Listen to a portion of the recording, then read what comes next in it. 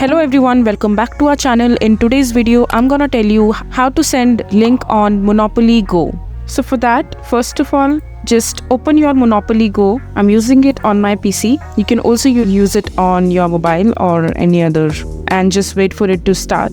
Now, when you reach to your Monopoly Go homepage, you will see that there are so many options called Win, Build, Go, Album and Friends.